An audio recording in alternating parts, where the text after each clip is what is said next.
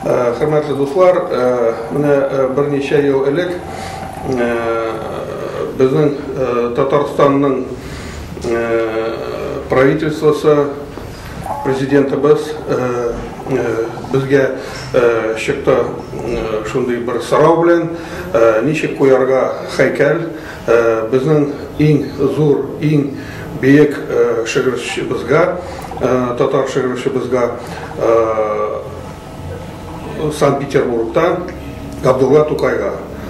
Biz bu sarau bilen çıktık Санкт-Петербург'un administrasyaya. Administrasiya büyük bu motor itirip aldı özüne, bu işini aytdı, biz kuldan kelgen bütün yardımını iterbiz.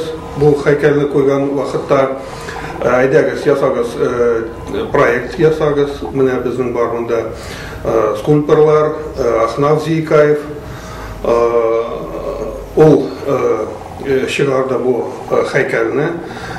Bizim Respublika bütüney finansирование etti onu, akçasını verdi. И mine cevap şulay çıktı, biz onu mine 4 yıl elek, 5 yıl elek indi.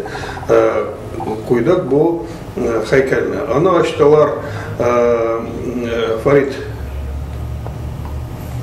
Muhammedşin, Farid Hayroviç, bizim Gossoveti'nin başı Sankt-Peterburg'dan gubernator. Mine onu açtık.